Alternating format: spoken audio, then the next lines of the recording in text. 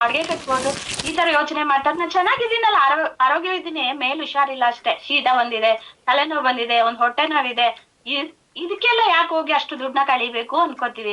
ಆದ್ರೆ ಯಾರು ಅಷ್ಟು ಸುಲಭವಾಗಿ ಹೋಗಿ ಒಂದು ಸ್ಕ್ಯಾನ್ ಮಾಡ್ಸಲ್ಲ. ಯಾಕೆಂದ್ರೆ ಪ್ರತಿಯೊಬ್ಬ ಮನುಷ್ಯನು ವರ್ಷಕ್ಕೆ ಒಂದು ಬಾರಿ ಆದ್ರೂನು ಇಡೀ ನಮ್ಮ ಬಾಡಿನ ಹೋಗಿ ಸ್ಕ್ಯಾನ್ ಮಾಡ್ಬೇಕು. ಆದ್ರೆ ನಾವು ಮಾಡಲ್ಲ. ನಾವು ಮಾಡಲ್ಲ ಅಂತಾನೆ ನಮ್ಮ ಅಕ್ಷರ್ ಹಿಂದೂಸ್ತಾನಿಯವರು ಈ ಪ್ರಾಡಕ್ಟ್ ನ ಬಿಟ್ಟಿರೋದು. ಇದು ಇಮ್ಯುನಿಟಿ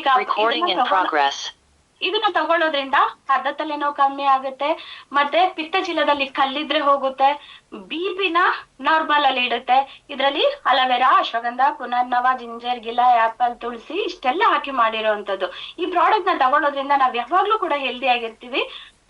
ಈಗ ತುಂಬಾ ಜನ ನಡೆದಾಡ್ಬಿಟ್ರೆ ಅಪ್ಪ ಸುಸ್ತು, ನಡಿಯಕ್ಕೆ ಹಾಕಿಲ್ಲ ಅಂತ, ಆ ಸುಸ್ತು ಸಂಕಟಗಳು ಕೂಡ ಕಮ್ಮಿ ಆಗೋಗ್ತದೆ. ಪ್ರತಿಯೊಬ್ಬ ಮನುಷ್ಯನು ಕಾಯಿಲೆ ಬಂದಿರೋನೇ ಪ್ರಾಡಕ್ಟ್ ನ ಯೂಸ್ ಮಾಡ್ಬೇಕು ಅಂತಿಲ್ಲ. ಯಾರೇ ಕೇಳಿದ್ರು ಹೇಳ್ಬೋದು, ನಿಮ್ ಕಾಯಿಲೆ ಬಂದಿದೆ ಅಂತ ನೀವು ತಗೋಬೇಡಿ, ಮುಂದೆ ಬರ್ದೇ ಇರೋಗೆ ತಡೆಗಟ್ಟಕ್ಕೂ ಕೂಡ ನಮ್ಮಲ್ಲಿ ಪ್ರಾಡಕ್ಟ್ ಇದೆ. ವರ್ಷದಲ್ಲಿ 3 ಬಾಟ್ಲ್ ಇದನ್ನ ತಗೊಳ್ಳೋದ್ರಿಂದ ನಮ್ಮ ಆರೋಗ್ಯನ ನಾವು ಚೆನ್ನಾಗಿ ಇಟ್ಕೋಬಹುದು ಅಂತ ಹೇಳಿ ಇದನ್ನ ನಾವು ಕೊಡ್ಬೋದು. ಹಾಗೆ ವೈರಲ್ ಕಫ್, ಇದು ಶೀತ, ಕೆಮ್ಮು, ಜ್ವರ ಏನೇ ಬಂದ್ರು ಕೂಡ ಇದನ್ನ ಕೊಡೋದ್ರಿಂದ ಕಡಿಮೆ ಆಗುತ್ತೆ. ಗೈನೋ ಕಫ್, ಇದು ಎಷ್ಟೋ ಹೆಣ್ಮಕ್ಳು ಮಾನ ಪ್ರಾಣ ಎರಡು ಕಾಪಾಡಿದೆ ಅಂತಾನೆ ಹೇಳ್ಬೋದು. ಈಗ ಎಷ್ಟೋ ಜನಕ್ಕೆ ಮಕ್ಳಿಲ್ಲ ಅಂದಾಗ ಎಷ್ಟೋ ಜನ ಏನ್ ಮಾಡ್ತಾರೆ, ಸೆಕೆಂಡ್ ಮದ್ವೆಗೆ ಟ್ರೈ ಮಾಡ್ತಾರೆ, ಇವಳಿಗೆ ಮಕ್ಳಾಗಲ್ಲ ಅಂತ ಗೊತ್ತಾಗಿ. ಮತ್ತೆ ಇನ್ನೆಷ್ಟೋ ಜನ ಹೋಗಿ ಆತ್ಮಹತ್ಯೆ ಮಾಡ್ಕೊಳ್ಳೋರು ಉಂಟು. ಯಾಕೆಂದ್ರೆ ನಮ್ಗೆ ಮಕ್ಳಾಗಲ್ಲ, ನನ್ ಬಂಜೆ ಅಂತಾರೆ, ಒಂದು ಫಂಕ್ಷನ್ಗೆ ಹೋಗೋಗಿಲ್ಲ, ಒಂದು ಟೆಂಪಲ್ಗಳಿಗೆ ಹೋಗೋಗಿಲ್ಲ, ಇವಳಿಗೆ ಮಕ್ಳಾಗಿಲ್ಲ ಅಂತಾರೆ ಅಂತ ಎಷ್ಟೋ ಜನ ಕೊರಗಿರೋದು ಕೂಡ ನಾವು ನೋಡಿದೀವಿ ಅಲ್ವಾ. ಹಾಗೆ ಹೆಣ್ಮಕ್ಳು ಪ್ರಾಬ್ಲಮ್ ಇದೇನೇ ಇದ್ರುನು ಕೊಡ್ಬೋದು. ಇದ್ರಲ್ಲಿ ಗರ್ಭಕೋಶ ದಪ್ಪದಿರ್ಲಿ, ಸಣ್ಣದಿರ್ಲಿ, ಗರ್ಭಕೋಶ ಗುಳ್ಳೆ ಇರ್ಲಿ, ಗೆಂಡೆ ಇರ್ಲಿ, ಏನೇ ಒಂದಿದ್ರುನು ಇದನ್ನ ಕೊಡ್ಬೋದು. ಹಾಗೆ ಹೆಣ್ಮಕ್ಳು ಪೀರಿಯಡ್ಸ್ ಟೈಮ್ ಅಲ್ಲಿ ತುಂಬಾ ಹೊಟ್ಟೆ ನೋವು ಬರ್ತದಲ್ವಾ, ಅಂತವ್ರಿಗೂ ಕೂಡ ಇದನ್ನ ಕೊಡ್ಬೋದು. ಮತ್ತೆ ವೈಟ್ ಡಿಸ್ಚಾರ್ಜ್ ಆಗ್ತಾ ಇರ್ತದೆ ಹೆಣ್ಮಕ್ಳಿಗೆ, ಅಂತವ್ರಿಗೂ ಕೂಡ ಇದನ್ನ ಕೊಡ್ಬೋದು. ಇದ್ರಲ್ಲಿ ನಾನ್ ಅಮ್ಮನ್ನ ಕೇಳ್ದೆ, ಈ ತರ ಆಯುರ್ವೇದಿಕದಲ್ಲಿ ಈ ತರ ಆಗುವಾಗ ಏನೆಲ್ಲ ಕೊಡ್ತಿದ್ರ ಆಗೆಲ್ಲ ಅಂತ ಕೇಳುವಾಗ ಅಮ್ಮ ಹೇಳಿದ್ರು, ಈ ತರ ಹೊಟ್ಟೆ ನೋವು ಬರೋದ್ಕಿರ್ಲಿ, ವೈಟ್ ಡಿಸ್ಚಾರ್ಜ್ ಹೋಗೋದ್ಕಿರ್ಲಿ, ಈ ತರ ಗರ್ಭಕೋಶದ ಏನೇ ಪ್ರಾಬ್ಲಮ್ ಇದ್ರೆ ಹೆಣ್ಮಕ್ಳಿಗೆ ಇದು ಕಪ್ಪು ಬೆಲ್ಲ ಮತ್ತೆ ಬಿಳಿ ದಾಸವಾಳ ಹೂವು ಬರುತ್ತಲ್ಲ, ಅದನ್ನೆರಡನ್ನು ತಿನ್ಸೋದ್ರಿಂದ ಕಮ್ಮಿ ಆಗತ್ತೆ, ಆತರ ನೋವು ಬರಲ್ಲ ಅಂತ. ಇದೆಲ್ಲ ಸೇರಿಯೇ ನಮ್ಮ ಕಂಪನಿಯಿಂದ ಆಯುರ್ವೇದ ಅಂತ ಮಾಡಿರೋದು. ಆಯುರ್ವೇದ ಅಂದ್ರೆ ಏನು ವಿಷಯ ಅಲ್ಲ, ಆಯುರ್ವೇದ ಅಂದ್ರೆ ಗಿಡಮೂಲಿಕೆಗಳು ಮತ್ತೆ ನಾವು ಮನೇಲಿ ಬಳಸುವಂತ ಒಂದು ಹಲವಾರು, ಈಗ ಶುಂಠಿ ಇರ್ಬೋದು, ಅರಿಶಿಣ ಇರ್ಬೋದು, ಬೆಳ್ಳುಳ್ಳಿ ಇರ್ಬೋದು, ಈ ತರದವು ನಮ್ಗೆ ಈಗ ಒಂದು ಹುಷಾರಿಲ್ಲ ಅಂದ್ಕೊಡ್ಲಿ ಬೆಳ್ಳುಳ್ಳಿನ ಕೊಡ್ತಾರೆ ನಮ್ಗೆ, ಅಮ್ಮ ನರ್ವಿಸ ಕೊಡ್ತಾರೆ, ಬೆಳ್ಳುಳ್ಳಿ ಕೊಡ್ತಾರೆ, ಅದು ತಿಂದಾಗ ನಮ್ಗೆ ಎಷ್ಟೋ ಕಮ್ಮಿ ಆಗತ್ತೆ. ಆ ತರದಲ್ಲಿ ಹಾಕಿ ಮಾಡಿ ಕೊಡೋಂಥದ್ದಷ್ಟೇ ಇದೇ ಆಯುರ್ವೇದ. ಹಿಂದಿನ ಕಾಲದಲ್ಲೂ ಇದನ್ನ ಬಳಸ್ತಾ ಇದ್ರು. ಅಮ್ಮ ಹೇಳಿದ್ರಲ್ಲ ಇದನ್ನ ಕೊಟ್ಟಾಗ ಅವ್ರಿಗೆ ಕಮ್ಮಿ ಆಗ್ತಿತ್ತು ಅಂತ, ಅದೇ ಕೂಡ ಈಗ್ಲೂ ಆಯುರ್ವೇದ ಅದನ್ನೆಲ್ಲ ಬಳಸಿಯೇ ಮಾಡಿರೋಂಥದ್ದು. ಹೆಣ್ಮಕ್ಳು ಈ ತರ ತಗೊಂಡಾಗ ಅದು ಕಮ್ಮಿ ಆಗೇ ಆಗುತ್ತೆ. ಹಾಗೆ ಬೂಮ್ ಕಪ್, ಇದು ಗಂಡ ಮಕ್ಳಿಲ್ಲ ಅಂತ ಹೆಣ್ಣು ಮಕ್ಳಿಗೆ ಮಾತ್ರ ಪಾಪ ಇಲ್ಲ, ಗಂಡ್ ಮಕ್ಳಿಗೂ ಕೂಡ ಇರುತ್ತೆ. ಆದ್ರೆ ಗಂಡ್ ಮಕ್ಳು ತೋರಿಸ್ಕೊಳ್ಳೋದಿಲ್ಲ, ಅದನ್ನ ಒಬ್ಬನೊಬ್ಬ ಹೇಳ್ಕೊಳಲ್ಲ, ಏನೇ ತಪ್ಪಿದ್ರು ಅದ್ರ ಹೆಣ್ಮಕ್ಳ ಮೇಲೆ ಹಾಕ್ಬಿಡ್ತಾರೆ. ಗಂಡ್ ಮಕ್ಳಿಗೂ ಕೂಡ ಟೆಸ್ಟ್ ಮಾಡಿ ನೋಡ್ದಾಗ್ಲೇ ಗೊತ್ತಾಗೋದು ಅವ್ರಿಗೂ ಕೂಡ ಮಕ್ಳು ಆಗದೆ ಇರೋ ಪ್ರಾಬ್ಲಮ್ ಇದೆ ಅಂತ. ಅವ್ರಿಗೂ ಕೂಡ ಈ ಬೂಮ್ ಕಾಪ್ ನ ಕೊಡ್ಬೋದು. ವೆರಿಕೋಸ್ ಪ್ರಾಬ್ಲಮ್ ಇರೋರಿಗೆ ಕೂಡ ಕೊಡ್ಬೋದು, ಸ್ಟ್ರೋಕ್ ಹೊಡೆದಿರೋರ್ಗೆ ಕೂಡ ಇದನ್ನ ಕೊಡ್ಬೋದು. ಹಾಗೆ ಶುಗರ್ ಇದ್ದವ್ರಿಗೂ ಕೂಡ ಈ ಬೂಮ್ ಕಾಪ್ ನ ಕೊಡ್ಬೋದು.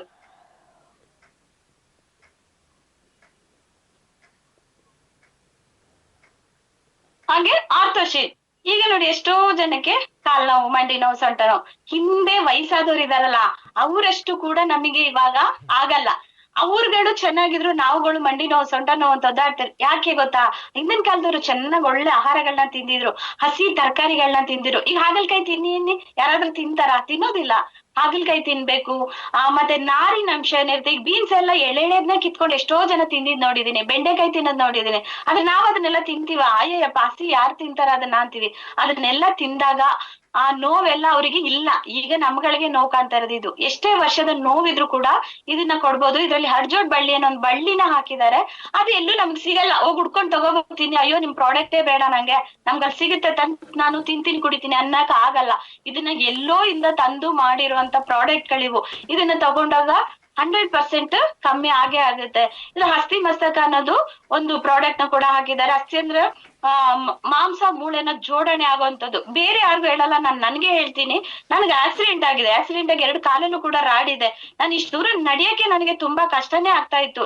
ನಾನು ಈ ಕಂಪ್ನಿಗೆ ಬಂದ್ಮೇಲೆ ನಮ್ಮಲ್ಲೇ ಪ್ರಾಡಕ್ಟ್ ಇದೆಯಲ್ಲ, ಎಲ್ಲರೂ ಕಾಲ್ ನೋವಿಗೆ, ಸೊಂಟ ನೋವಿಗೆ ಕಮ್ಮಿ ಆಗತ್ತೆ ಅಂತ ಹೇಳ್ತಾ ಇರುವಾಗ ನಾನ್ ಯಾಕೆ ಕುಡಿಬಾರ್ದು ಅಂತ ಹೇಳಿ ನಾನೇ ಕೂಡ ಈ ಪ್ರಾಡಕ್ಟ್ ನ ಕುಡ್ದಿದ್ದೀನಿ. ಈ ಪ್ರಾಡಕ್ಟ್ ನ ನಾನ್ ತಗೊಂಡ್ಮೇಲೆ ನಿಜಾನೇ ಹೇಳ್ತಿದ್ದೀನಿ, ಅದನ್ನ ಯಾರು ನಂಬೋದು ಬಿಟ್ರೆ ಬಿಡ್ಬೋದು, ನಾನ್ 3 ತಿಂಗಳಿಗೂ KRS ಹಾಸ್ಪಿಟ್ಲಿಗೆ ಹೋಗ್ತಾ ಇದ್ದೆ. ನಾನು ನಡೆದ್ ಬಿಟ್ರೆ ಇಷ್ಟು ತಪ್ಪ ಊದ್ಕೊಳ್ತಿತ್ತು 2 ಕಾಲುನು, ಅದನ್ನ ನೋಡಿದ್ದಾರೆ ಸಾಧಾರಣ. ಇಷ್ಟು ತಪ್ಪ ಊದ್ಕೊತಾ ಇತ್ತು, ಮತ್ತೆ ನನ್ಗೆ ಇಷ್ಟು ದೂರ ನಡಿಲಿಕ್ಕೂ ಕೂಡ ಆಗ್ತಾ ಇರ್ಲಿಲ್ಲ. ನಾನು ಹೆಚ್ಚಿದಾಗಿ ಆಟೋದಲ್ಲಿ ಓಡಾಡ್ತಿದ್ದಂತವಳು. ನಾನ್ ಯಾವಾಗ ಈ ಪ್ರಾಡಕ್ಟ್ ನಾನು ತಗೊಂಡ್ಮೇಲೆ 3.5 ವರ್ಷ 4 ವರ್ಷನೇ ಆಗಿರ್ಬೋದು, ನನ್ ಕಾಲ್ ನೋವಿಗೆ ಅಂತ ಹಾಸ್ಪಿಟ್ಲಿಗೆ ಹೋಗಿ ತೋರ್ಸಿದ್ದಿಲ್ಲ.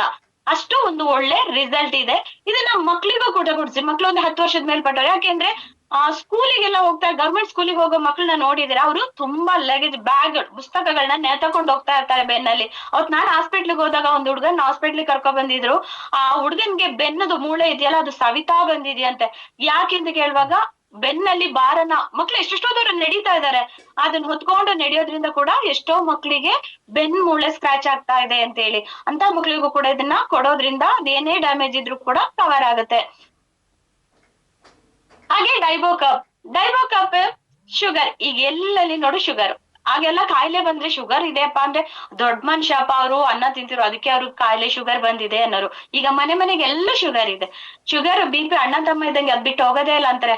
ಮನೇಲಿ ಒಬ್ರು ಶುಗರ್ ಇದ್ರೆ ಒಬ್ರು BP ಇರ್ತದೆ, ಇನ್ನಲ್ಲಿ ಒಬ್ಬೊಬ್ರಿಗೆ ಶುಗರ್ BP ಥೈರಾಯ್ಡ್ ಪಲ್ಸ್ ಎಲ್ಲ ಒಬ್ಬೊಬ್ರಿಗೆ ಇರ್ತದೆ. ಅಷ್ಟೆಲ್ಲಾ ಕಾಯಿಲೆಗಳು ಒಬ್ಬೊಬ್ರಲ್ಲೇ ಇರ್ತದೆ. ಅದಕ್ಕೆ ಹಾಗಲ್ಕಾಯಿ ತಿನ್ನಿ, ನೇರಳೆ ಹಣ್ಣು ತಿನ್ನಿ, ಬೇವಿಂದು ಸೊಪ್ಪುನ ನಾವು ವರ್ಷ ಬಂದ್ರು ತಿನ್ನಲ್ಲ. ಇದು ಹಬ್ಬ ಬಂದಾಗ 1-2 ಎಲೆ ತಿನ್ನಿ ಅಂದ್ರೆ ಸಾಕು, ಬರೀ ಬೆಲ್ಲ ತೆಗ್ದು ಎರಿಕೊಂಡ್ ತಿಂದು ಬೇವಿನ ಸೊಪ್ಪನ್ನ ಬಿಟ್ಬಿಡ್ತಾ ಇದ್ವಿ, ತಿಂತಾನೆ ಇರ್ಲಿಲ್ಲ. ತಿನ್ಬೇಕಂತೆ. ಕಹಿ ನಮ್ಮ ಬಾಡಿ ಒಳಗೆ ಎಷ್ಟಿರುತ್ತೋ ಅಷ್ಟು ಶುಗರ್ ನಮ್ಮಿಂದ ದೂರ ಇರುತ್ತಂತೆ. ಹಸಿ ಹಾಗಲ್ಕಾಯಿನ ತಿಂತಾರೆ, ನಾವು ಬೇಯಿಸಿ ತೆಗೆದು ನೀರ್ ಚೆಲ್ಲಿ ಆಮೇಲೆ ಅದನ್ನ ಒಗ್ಗರಣೆ ಮಾಡಿ ಪಲ್ಯ ಮಾಡಿ ತಿಂತೀವಿ. ಅದ್ ತಿನ್ಬಾರ್ದು. ಹಸಿ ಅಂಶಗಳಲ್ಲಿ ಬೇವಿನ ಸೊಪ್ಪು ಇರ್ಬೋದು, ಹಾಗಲ್ ಸೊಪ್ಪು ಇರ್ಬೋದು, ಅದನ್ನ ನಮ್ ಕಡೆ ಏನ್ ಮಾಡ್ತಾರೆ ಗೊತ್ತಾ, ಕುಡಿನದೆಲ್ಲ ತೆಗೆದ್ಬಿಟ್ಟು ಸ್ಪೂನ್ ಅಲ್ಲಿ ಅದನ್ನ ರಸ ಮಾಡಿ ನಮ್ಗೆ ಗರ್ಭಿಣಿಯವ್ರಿಗೆ ಕೊಡ್ತಾರೆ, ಬಾಣ್ತಿಲಿ ಕೊಡ್ತಾರೆ. ಅದನ್ನ ನಮಗೆ ಕಾಯಿಲೆ ನಮಿಗೂ ಬರ್ಬಾರ್ದು, ನಮ್ಮ ಮಗುಗೂ ಬರ್ಬಾರ್ದು ಅಂತ ನಾವು ಹಾಲು ಉಣ್ಸೋದ್ರಿಂದ ಮಕ್ಕಳಿಗೆ, ಈಗ ಹುಟ್ಟಿದ ಮಕ್ಳಿಗೂ ಕೂಡ ಶುಗರ್ ಬರ್ತಾ ಇದೆ. ಅದ್ರಿಂದ ನಮ್ ಕಡೆ ಆ ಪದ್ಧತಿ ಇದೆ. ಒಂದು ಹಾಲಿನ ಸೊಪ್ಪು, ಬೇವಿನ ಸೊಪ್ಪು, ಇದು ನರ್ವೀಸ, ಅದನ್ನೆಲ್ಲ ಕುಡಿನ ತೆಗೆದು ಅದನ್ನ ಜಜ್ಜಿಬಿಟ್ಟು ಅದ್ರ ರಸನ ತೆಗೆದ್ಬಿಟ್ಟು ನಮಗೆ ಕೊಡ್ತಾರೆ ಕುಡಿಲಿಕ್ಕೆ. ನಾವು ಕುಡ್ದು ನಮ್ಮ ಮಗುಗ್ ಹಾಲು ಕೊಟ್ಟಾಗ ಅದಕ್ಕೂ ಕೂಡ ಶುಗರ್ ಬರ್ಬಾರ್ದು ಅಂತ ಹೇಳಿ.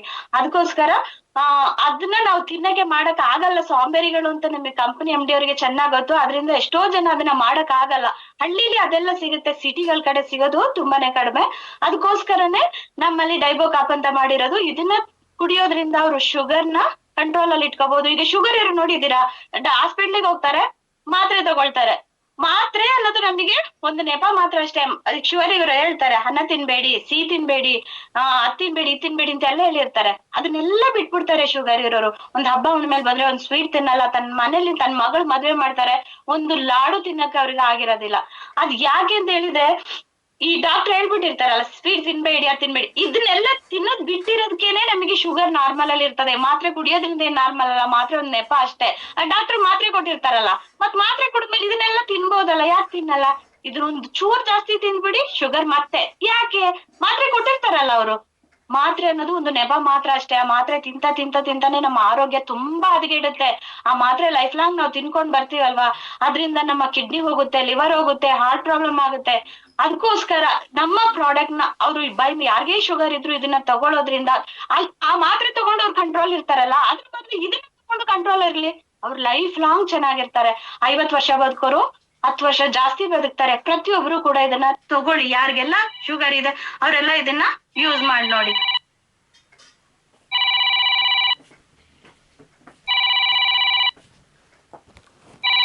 ಹೋಗ್ಬೇಕಾ? ಇದು ಓವರ್. ಹಲೋ. ಹಾಂ ಹಾಂ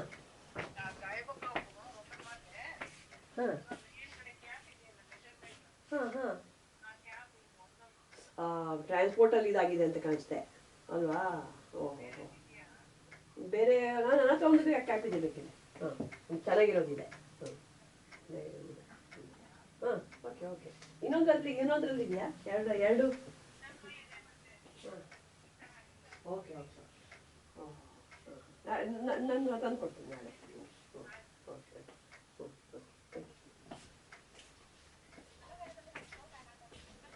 ದಪ್ಪ ಇರೋದು ಇದನ್ನ ಅಲೋವೆರಾ ಮತ್ತೆ ಓಬೆಕಾಪ್ ಮತ್ತೆ ಲಿವೋಕಾಪ್ ಇದು 3 ತಗೊಳೋದ್ರಿಂದ ಅವರು ಕೂಡ ಸಣ್ಣ ಹಾಗೆ ಆಗ್ತಾರೆ. ಕಾರ್ಡಿಯೋಕಪ್ ಇದು ನೋಡಿ, ಮನುಷ್ಯನ್ಗೆ ಪ್ರತಿಯೊಬ್ಬರಿಗೂ ಎರಡ್ ಕೈ, ಎರಡ್ ಕಾಲು, ಎರಡ್ ಕಣ್ಣು, ಎರಡ್ ಕಿವಿ ಎಲ್ಲ ದೇವ್ರು ಕೊಟ್ಟಿದ್ದಾನೆ. ಹಾರ್ಟ್ ಮಾತ್ರ ಯಾಕೆ ಒಂದೇ ಕೊಟ್ಟಿದ್ದಾನೆ? ನಾವ್ ಇಷ್ಟೆಲ್ಲ ಈ ಎರಡು ಕೈ ಮಾಡೋದು, ಎರಡು ಕಾಲ್ ಮಾಡೋ ಕೆಲ್ಸ ಎಲ್ಲ ಹಾರ್ಟ್ ಒಂದೇ ಮಾಡುತ್ತೆ.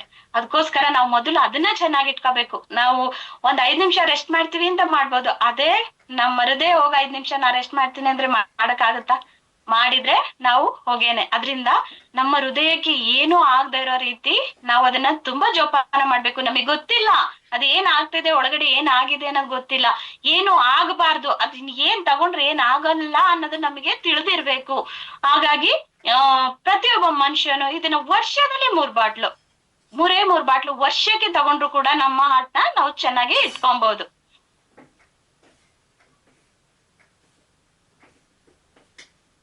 ಫೇವ್ರೆಟ್ ಕಪ್ ಇದು ಬಿಟ್ಟು ಬಿಟ್ಟು ಜ್ವರ ಬರ್ತಾ ಇರ್ತದಲ್ಲ ಎಷ್ಟೋ ಜನಕ್ಕೆ, ಟೈಫಾಯ್ಡ್ ಜ್ವರ ಅಂತ ಹೇಳ್ತೀವಿ, ಅಂತವ್ರು ಇದನ್ನ ತಗೊಂಡಾಗ ಅದು ಜ್ವರ ಕಮ್ಮಿ ಆಗುತ್ತೆ. ಹಾಗೆ ಪೈಲೋ ಕಪ್, ಈಗ ತುಂಬಾ ಜನಕ್ಕೆ ಪೈಲ್ಸ್ ಇದೆ. ಪೈಲ್ಸ್ ಅದು ಅವ್ರಿಗೆ ಬರುತ್ತೆ ಇವ್ರಿಗೆ ಬರುತ್ತೆ ಅನ್ನಂಗಿಲ್ಲ, ಇದು ತುಂಬಾ ಜನಕ್ಕೆ ಬರ್ತದೆ. ಯಾಕೆಂದ್ರೆ ಕೂತಲ್ಲೇ ಕೆಲಸ ಮಾಡ್ತಾರೆ ನೋಡಿ, ಚೇರಲ್ಲಿ ಕೂತಿರ್ತಿರಲ್ಲ, ಡ್ರೈವರ್ಗಳಿಗಿರ್ಬೋದು, ನಮ್ಮ ಪಾರ್ಲರ್ ಅವ್ರಿಗಿರ್ಬೋದು, ಟೈಲರ್ ಗಳಿಗಿರ್ಬೋದು, ಪ್ರತಿಯೊಬ್ಬರಿಗೂ ಬರ್ತಾ ಇದೆ. ಎಷ್ಟೋ ಜನ ಕಂಪ್ಯೂಟರ್ ಮುಂದೆ ಕೂತಲ್ಲೇ ಇರ್ತಾರೆ, ಅವ್ರು ಕಬ್ಬಿಣ ಮುಟ್ತಾ ಇರ್ತಾರೆ, ಅದರಿಂದ ಎಷ್ಟೋ ಜನಕ್ಕೆ ಪೈಲ್ಸ್ ಬರ್ತಾ ಇದೆ. ನಾವ್ ತಿನ್ನೋ ಆಹಾರನೇ ಸಾಕ್ರಿ, ಕೆಲಸ ಮಾಡೋದಕ್ಕಿಂತ ಹೆಚ್ಚಾಗಿ ನಾವ್ ತಿನ್ನೋ ಆಹಾರ ಇದೆಯಲ್ಲ ಈಗಿನ್ ಬರ್ತಾರೆ, ಅದ್ರಲ್ಲಿ ಏನೂ ಇಲ್ಲ. ಆಹಾರಗಳಲ್ಲಿ ನಾವ್ ತಿಂತೀವಿ, ನಮ್ ಹೊಟ್ಟೆ ತುಂಬೇಕು ಅನ್ನೋದಕ್ಕೊಂದೇ ಕಾರಣಕ್ಕೆ ನಾವು ತಿಂತಾ ಇದೀವಲ್ವಾ, ಆ ತಿನ್ನೋ ಆಹಾರದಿಂದಾನೇ ಬರ್ತಾ ಇರೋದು. ಎಷ್ಟೋ ಜನ 3 ಸಲ ಹೋಗಿ ಹಾಸ್ಪಿಟ್ಲಿಗೆ ಹೋಗಿ ಆಪರೇಷನ್ ಮಾಡ್ಕೊಂಡಿದ್ದಾರೆ, ಆದ್ರೂ ಮತ್ತೆ ಅದು ಬಂದಿದೆ. ಯಾಕೆ ಅಂದ್ರೆ ಆ ಗೆಡ್ಡೆ ಅನ್ನೋದು ನಮ್ ಹೊಟ್ಟೆ ಒಳಗಡೆನೆ ಇರುತ್ತೆ. ಎಷ್ಟು ಚಿಗೆ ಬಂದಿದ್ಯೋ ಅದನ್ನ ಮಾತ್ರ ಕಟ್ ಮಾಡಿ ಹೊಲಿಗೆ ಕಳಿಸ್ತಾರೆ. ಈ ಪೈಲ್ಸ್ ಅನ್ನೋದು ಗುಲಾಬಿ ಕಡ್ಡಿ ಇದ್ದಂಗೆ, ನಾವ್ ಈ ಗುಲಾಬಿ ಕಡ್ಡಿನ ಕಡ್ದ್ ಬಿಟ್ರೆ ಅದೇನ್ ಹಾಳಾಗೋಗೋದಿಲ್ಲ, ಅದು ಮತ್ತೆ ಎಲ್ಲಾ ಕಡೆನೂ ಕೂಡ ಚಿಗುರ್ಕೊಳ್ಳುತ್ತೆ. ಅದೇ ರೀತಿ ಕೂಡ ಇದು ಗೆಡ್ಡೆನ ಹೊಟ್ಟೆ ಒಳಗೆ ಇಟ್ಕೊಂಡು ಬರೀ ಆ ಮೊಳಕೆ ಕಟ್ ಮಾಡಿ ಹೊಲಿಗೆ ಹಾಕಿದ್ರೆ ಏನ್ ಪ್ರಯೋಜನ? ಪೈಲ್ಸ್, ಪಿಸ್ತುಲ, ಪ್ರೆಷರ್ 3 ಇರೋಂಥದ್ದು. ಇದು ಯಾವುದೇ ಇದ್ರೂನು ಇದನ್ನ ತಗೋಬಹುದು. ಇದನ್ನ ತಗೊಂಡಾಗ ಇದು ನಮ್ಮ ಹೊಟ್ಟೆ ಒಳಗಿರೋಂಥ ಗೆಡ್ಡೆನ ಕರಗಿಸಿ ಹೋಗುವಂಥದ್ದು. ಹಿಂದೆ ಕಾಲದಲ್ಲಿ ಪೈಲ್ಸ್ ಎಲ್ಲ ಬರ್ತಾನೆ ಇರ್ಲಿಲ್ಲ. ಯಾಕೆಂದ್ರೆ ಅವರು ಚೆಂಜಿಗೆ ಕುಡಿ ಅಂತ ಕೇಳಿರ್ಬೋದು, ಅರ್ಗಿಂಜನ್ ಕುಡಿ ಅಂತ ಕೇಳಿರ್ಬೋದು, ಅದೆಲ್ಲ ಆ ಕಡೆ ಗೊತ್ತಿರಲ್ಲ, ಈ ಕಡೆ ನಮ್ ಕಡೆ ಗೊತ್ತು. ಪೈಲ್ಸ್ ಏನಾದ್ರು ಬರ್ತಿದೆ ಅದನ್ನ ತಗೊಬಂದು ಪುಡಿ ಮಾಡಿ ಚಟ್ನಿ ಮಾಡಿ ಕೊಡ್ತಾ ಇದ್ರಂತೆ. ಅದನ್ನ ತಿಂದುವಾಗ ಯಾವ ಪೈಲ್ಸ್ ಬರ್ತಾ ಇರ್ಲಿಲ್ಲ. ಈಗ ಬರ್ತಾ ಸಬ್ಬಿಗೆ ಸೊಪ್ಪು ಇದೆ, ಮತ್ತೆ ಸೀಗೆ ಸೊಪ್ಪು ಅಂತ ಬರ್ತಿತ್ತಂತೆ, ಅದನ್ನ ತಂದು ಕೊಡೋದ್ರಿಂದ ನಮ್ಗೆ ಅದನ್ನ ತಿನ್ನೋದ್ರಿಂದ ಯಾವ ಪೈಲ್ಸ್ ಬರ್ತಾ ಇರ್ಲಿಲ್ಲ. ಆದ್ರೆ ಈಗ ಆಗಿದ್ಯಾ? ಈಗ ಅವೆಲ್ಲ ಆ ಕಡೆ ಸಿಗೋದೇ ಇಲ್ಲ, ಹಳ್ಳಿಗಳ ಕಡೆ ಸಿಗುತ್ತೆ, ಈಗ ಸಿಗೋದೇನಿಲ್ಲ. ಹೊನ್ಗನೆ ಸೊಪ್ಪು ಅಂತ ಬರ್ತದೆ, ಅದನ್ನ ಕಡ್ಡೊಣಗನೆ ಸೊಪ್ಪು ಅಂತ ಬರ್ತದೆ, ಆ ಎಲೆನ ತಂದು ಚಟ್ನಿ ಮಾಡಿ ತಿನ್ನೋದ್ರಿಂದ ನಮ್ಗೆ ಎಷ್ಟೋ ಕಾಯಿಲೆಗಳು ಹೋಗ್ತಾ ಇತ್ತು. ಆದ್ರೆ ಈಗ ಅದೆಲ್ಲೂ ಸಿಗಲ್ಲ.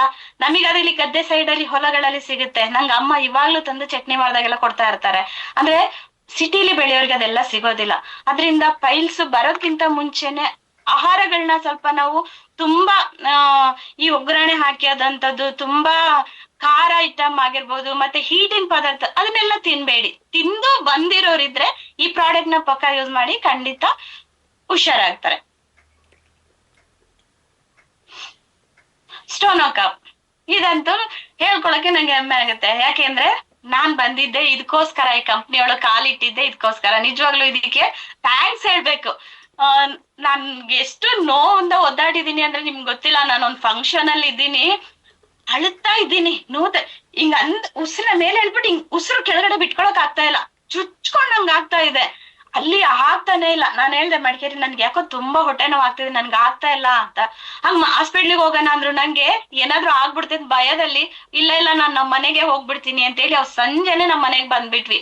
ಅವತ್ ಇಡೀ ಒದ್ದಾಡೋದೆ. ನಂಗೆ ಹಾಸ್ಪಿಟ್ಲಿಗೆ ಹೋಗ್ಲಿಕ್ಕೆ ತುಂಬಾ ಭಯ.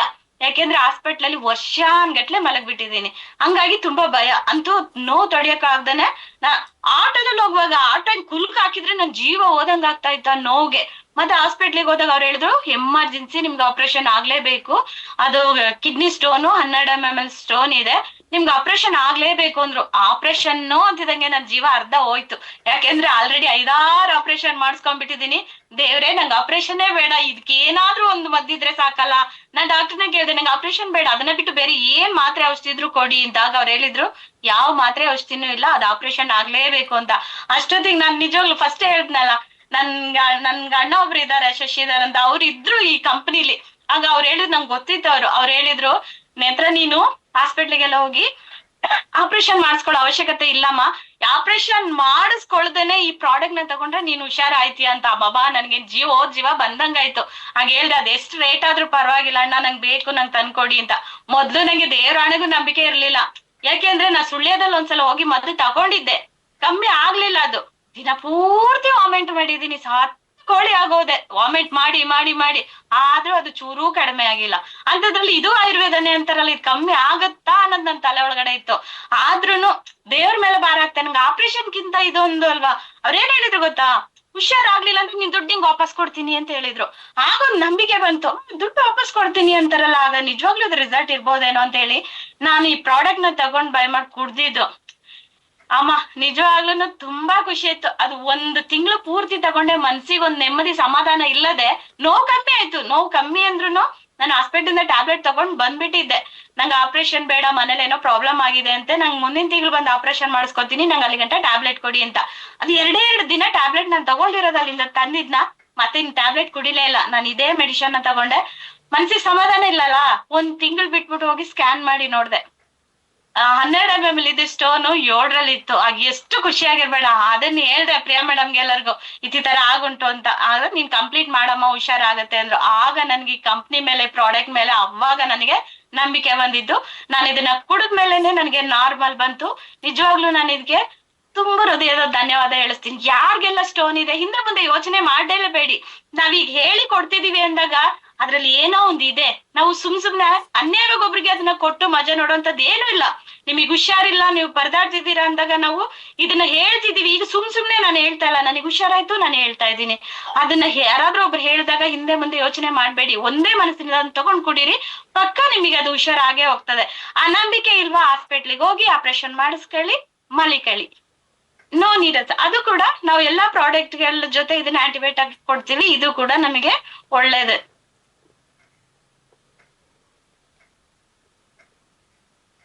ಲಿವೋ ಕಪ್ ಇದು ಅಷ್ಟೇನೆ. ಲಿವರ್ ಹಾಳಾಗಿದೆ ಇಲ್ಲ ಅಂತ ನಮಗೆ ಗೊತ್ತೇ ಇರಕ್ಕಿಲ್ಲ. ನಾವು ಡೈಲಿ ಊಟ ಮಾಡ್ತೀವಿ, ತಿಂತೀವಿ, ಚೆನ್ನಾಗಿ. ನೋಡಿ ನಮ್ ಕೊಡಗಿನಲ್ಲಿ ಜಾಸ್ತಿ ಎಣ್ಣೆ ಹೊಡಿತಾರೆ, ಈ ಕಡೆ ಕುಡಿಯೋರಿಗೆ ಜಾಸ್ತಿ ಅಂತ ಹೇಳಿದ್ವಿ. ಕುಡ್ದು ಚೆನ್ನಾಗಿ ಊಟ ಮಾಡಿದ್ರೆ ಯಾವ ರೋಗನೂ ಬರಲ್ಲ, ಯಾವ ಲಿವರ್ ಹಾಳಾಗಲ್ಲ. ನಾವು ಎಷ್ಟೋ ಜನ ಡ್ರಿಂಕ್ಸ್ ಮಾಡ್ತಾರೆ, ಊಟ ಚೆನ್ನಾಗ್ ಮಾಡಲ್ಲ, ಅದ್ರಿಂದ ಲಿವರ್ ಹಾಳಾಗ್ತಾ ಇರ್ತದೆ. ಮತ್ತೆ ನಾವು ತಿನ್ನೋಂತ ಫುಡ್ ಇಂದಾನು ಲಿವರ್ ಹಾಳಾಗ್ತಾ ಇರ್ತದೆ. ಮತ್ತೆ ಎಷ್ಟೋ ಜನ ನೋಡಿ, ಊಟ ಮಾಡ್ಬಿಡ್ತೀವಿ, ಒಂದ್ 10 ಗಂಟೆಗೆ ಊಟ ಮಾಡ್ತೀವಿ, 10:30 ಗಂಟೆ ಟಿವಿ ನೋಡ್ಕೊಂಡು ಊಟ ಮಾಡ್ಬಿಟ್ಟು 10:30 ಬಂದ್ ಮಲ್ಕೊಳ್ತೀವಿ.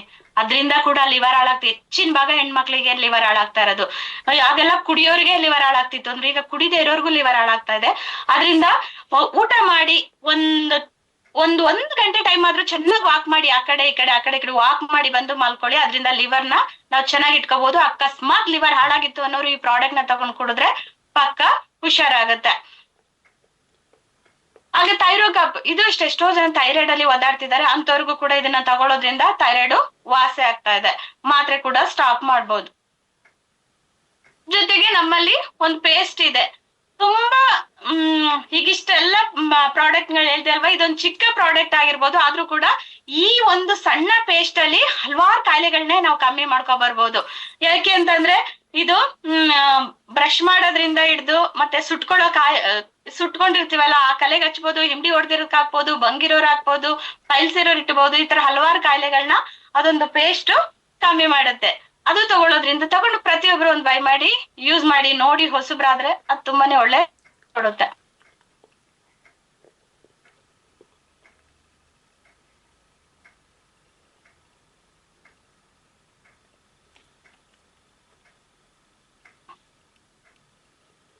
ತುಂಬಾ ಒಳ್ಳೇದಿದೆ. ಅದೊಂದು ಸಣ್ಣ ಪೇಸ್ಟ್ ಅನ್ಕೋಬಹುದು. ಅದು ಈಗ ಬೇರೆ ಪೇಸ್ಟ್ ಗಿಂತ ಇದು ಸ್ವಲ್ಪ ಕಾಸ್ಟ್ಲಿನೇ. ಆದ್ರೆ ನಮಗೆ ಈಗ ಪೇಸ್ಟ್ ಇಲ್ಲ ಅಂದ್ರೆ ಬೇರೆ ಪೇಸ್ಟ್ ಅಲ್ಲಿ ಬ್ರಷ್ ಮಾಡಕ್ ಆಗೋದೇ ಇಲ್ಲ, ಅಷ್ಟು ಒಂದು ಅಡಿಕ್ಟ್ ಆಗ್ಬಿಟ್ಟಿದೀವಿ ಈ ಪೇಸ್ಟ್ ನಾವು. ನೆಕ್ಸ್ಟ್ ಸರ್,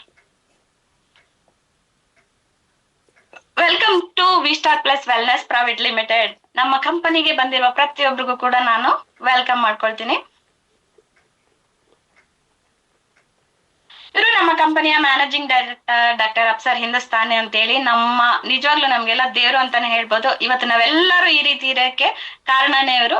ನಿಜವಾಗ್ಲೂ ಇವರಿಗೆ ತುಂಬಾ ಹೃದಯದ ಧನ್ಯವಾದ ತಿಳಿಸ್ತೀನಿ. ಹಾಗೆ 24 ವರ್ಷದಿಂದ ಅವರು ನಮ್ಮ ನೆಟ್ವರ್ಕ್ ಮಾರ್ಕೆಟಿಂಗ್ ಅಲ್ಲಿ ಅವರು ಮುಳುಗಿರೋಂಥವ್ರು, ಅದ್ರ ಬಗ್ಗೆ ಚೆನ್ನಾಗಿ ತಿಳ್ಕೊಂಡು ಆಯುರ್ವೇದದಲ್ಲಿ ನಾನ್ ಬಂದು ನನ್ ಜನಗಳಿಗೆ ನಾನು ಏನ್ ಖುಷಿ ಕೊಡ್ಬೋದು, ಜನಗಳಿಗೆ ನಾನು ಏನ್ ಸಪೋರ್ಟ್ ಮಾಡ್ಬೋದು ಅನ್ನೋದಕ್ಕೆ ಇದನ್ನ ಒಂದು ಆಯುರ್ವೇದನ ತಗೊಂಡು ಆಯುರ್ವೇದದಿಂದ ಆಯುಷನ್ನ ಕೊಡ್ಬೋದು ನಾನು ಅನ್ನೋ ಒಂದು ಕಾರಣನ ಅವ್ರ ತಲೆಯಲ್ಲಿ ಇಟ್ಕೊಂಡು ಈ ಆಯುರ್ವೇದ ಅನ್ನೋದನ್ನ ಅವರು ಓಪನ್ ಮಾಡಿದ್ದು.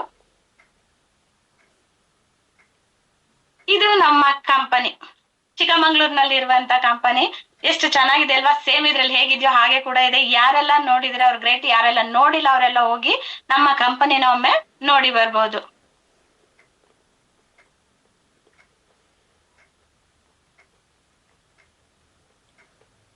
ಕಂಪನಿಯ ಜೊತೆಯಲ್ಲೇ ನಮ್ಮ ಅವರ ಮನೆ ಕೂಡ ಇದೆ. ಈಗ ಎಷ್ಟೋ ಜನ ಎಲ್ಲೋ ಕಂಪ್ನಿ ಇಟ್ಟಿರ್ತಾರೆ, ಇನ್ನೆಲ್ಲೋ ಮನೆ ಇಟ್ಟಿರ್ತಾರೆ. ಮನೆ ಯಾರಿಗೂ ಗೊತ್ತೇ ಇರಕ್ಕಿಲ್ಲ, ಅಷ್ಟು ದೂರದಲ್ಲಿ ಮನೆನ ಇಟ್ಕೊಂಡು. ಯಾಕೆ ಅಂದ್ರೆ ಏನಾದ್ರೂ ಹೆಚ್ಚು ಕಡಿಮೆ ಆದ್ರೆ ಮನೆ ಗಂಟ ಜನ ಬರ್ಬಾರ್ದಲ್ಲ, ಮನೆ ಕಲ್ಲೊಡಿಬಾರ್ದಲ್ಲ ಅಂತೇಳಿ ಕಂಪ್ನಿ ಎಲ್ಲೋ ಇದ್ರೆ ಮನೆನೆಲ್ಲೋ ಇಟ್ಟಿರ್ತಾರೆ. ಆದ್ರೆ ನಮ್ಮ ಮ್ಯಾನೇಜಿಂಗ್ ಡೈರೆಕ್ಟರ್ ಅವರ ಕಂಪ್ನಿಯ ಒಟ್ಟಿಗೆನೆ ಅವರ ಮನೆ ಕೂಡ ಇಟ್ಟಿದ್ದಾರೆ. ಯಾಕೆಂದ್ರೆ ಏನೇ ಪ್ರಾಬ್ಲಮ್ ಆದ್ರೂ ಕೂಡ ಅವರು ಅಲ್ಲೇ ಇರ್ತಾರೆ. ಅದ್ರಿಂದ ಏನು ತೊಂದ್ರೆ ಇಲ್ಲ. ನಾ ಧೈರ್ಯವಾಗಿ ಮಾಡ್ತಾ ಇದ್ದೀನಿ, ಧೈರ್ಯವಾಗಿ ನಾನು ಈ ಕಂಪ್ನಿನ ಓಪನ್ ಮಾಡಿದೀನಿ, ಜನಗಳಿಗೆ ಒಳ್ಳೇದ್ ಮಾಡಿದೀನಿ ಅನ್ನೋ ಧೈರ್ಯ ಅವರಲ್ಲಿ ಇರೋದ್ಕೇನೆ ಅವರು ಕಂಪ್ನಿ ಜೊತೆಗೆ ಅವರ ತನ್ನ ಮನೆನೂ ಕೂಡ ಮಾಡಿದ್ದಾರೆ. ಹಾಗೆ ಸ್ಕೂಲು ಕೂಡ ಇದೆ. ಅವರು ಕಂಪನಿಯ ಎದುರುಗಡೆನೆ ಸ್ಕೂಲು ಕೂಡ ಓಪನ್ ಮಾಡ್ಕೊಂಡಿದ್ದಾರೆ. ವಿಸ್ಟಾರ್ ವೆಲ್ನೆಸ್ ಸ್ಕೂಲ್ ಕೂಡ ಅವರ ಕಂಪನಿ ಅವರ ಕಂಪನಿ ಎದುರಿಗೇನೆ ಸ್ಕೂಲು ಕೂಡ ಇದೆ. ಸಾವಿರಾರು ಮಕ್ಕಳು ಕೂಡ ಅಲ್ಲಿ ಎಜುಕೇಶನ್ ತಗೊಳ್ತಾ ಇದ್ದಾರೆ.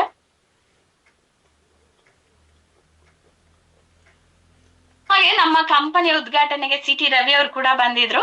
ಈಗ ಎಷ್ಟೋ ಜನ ಬರಲ್ಲ, ಏನಾಗುತ್ತೆ ಎಂತಾಗುತ್ತೆ ಅಂತ ಹೇಳ್ತಾರೆ. ಇವರು ಕಂಪನಿ ಬಗ್ಗೆ ಚೆನ್ನಾಗಿ ತಿಳ್ಕೊಂಡು ನಾಳೆ ಇದ್ರಿಂದ ಏನೂ ಪ್ರಾಬ್ಲಮ್ ಆಗ್ಬಾರ್ದು ಅಂತ ಕಂಪನಿ ಬಗ್ಗೆ ತಿಳ್ಕೊಂಡು ಆಮೇಲೆ ಬಂದು ಕಂಪನಿಯ ಉದ್ಘಾಟನೆ ಮಾಡಿದಂತವ್ರು.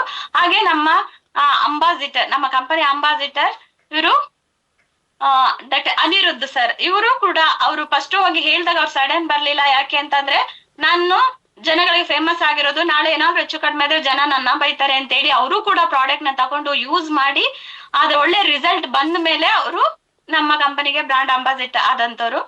ನಮ್ಮ ಕಂಪನಿ ಲೇಔಟ್ ಕೂಡ ಇದೆ.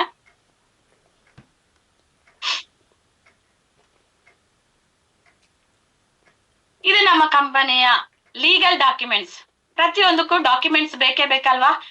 ಈಗ ನಾವು ಚಿಕ್ಕ ಅಂಗಡಿ ಮಾಡ್ತೀವಿ ಅಂದ್ರೇನೆ ನಾವು ಡಾಕ್ಯುಮೆಂಟ್ಸ್ ನ ರೆಡಿಯಾಗಿ ಇಟ್ಕೊಂಡಿರುವಾಗ ಅಷ್ಟು ಲಕ್ಷಾಂತರ ರೂಪಾಯಿ ಅವರು ಒಂದು ಕಂಪನಿ ಮಾಡಿರುವಾಗ ಪಕ್ಕಾ ಲೀಗಲ್ ಡಾಕ್ಯುಮೆಂಟ್ಸ್ ಇದೆ. ಅದನ್ನ ಮಾಡಿಟ್ಟೆ ಓಪನ್ ಮಾಡಿರೋಂಥದ್ದು. ಯಾರೇ ಕೇಳಿದ್ರು ಧೈರ್ಯವಾಗಿ ನಾವ್ ಹೇಳ್ಬೋದು. ಇದು ನಮ್ಮ ಪ್ರಾಡಕ್ಟ್ ಗೆ ಸಂಬಂಧಪಟ್ಟಂತ ಡಾಕ್ಯುಮೆಂಟ್ಸ್. ಇದನ್ನ ಯಾರು ಕೇಳಿದ್ರು ಕೂಡ ನಾವ್ ಹೇಳ್ಬೋದು. ಆಯುಷ್ ಅನ್ನೋ ಸರ್ಟಿಫಿಕೇಟ್ ಕೂಡ ನಮ್ಮ ಕಂಪನಿಗೆ ಸಿಕ್ಕಿದೆ.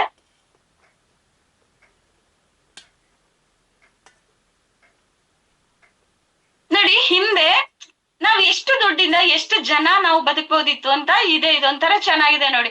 1945ರಲ್ಲಿ 10 ರೂಪಾಯಿ, 10 ರೂಪಾಯಿ ಇದ್ರೆ ಮನೆಯಲ್ಲಿ 12ರಿಂದ 15 ಜನ ಬದುಕಬಹುದಿತ್ತಂತೆ. ನಾರ್ಮಲ್ ಆಗಿ ಬದುಕಬಹುದಿತ್ತಂತೆ. ಅದು ಈಗ ಆಗುತ್ತಾ? ಈಗ 1965ರಲ್ಲಿ 100 ರೂಪಾಯಿ ಇದ್ರೆ 10ರಿಂದ 12 ಜನ ವಾಸ ಮಾಡ್ಬೋದು ಅಂತ ಬಂತು. ದುಡ್ಡು ಜಾಸ್ತಿ ಆಗ್ತಾ ಇದೆ, ಜನಸಂಖ್ಯೆ ಕಡಿಮೆ ಆಗ್ತಾ ಇದೆ. ಹಾಗೆ 1985ರಲ್ಲಿ 1000 ರೂಪಾಯಿ ಇದ್ರೆ 8ರಿಂದ 10 ಜನ ಮನೇಲಿ ನಾರ್ಮಲ್ ಆಗಿ ಬದುಕಬಹುದಿತ್ತು. ಆದ್ರೆ 2005ರಲ್ಲಿ 10,000 ಬೇಕಾಯ್ತು.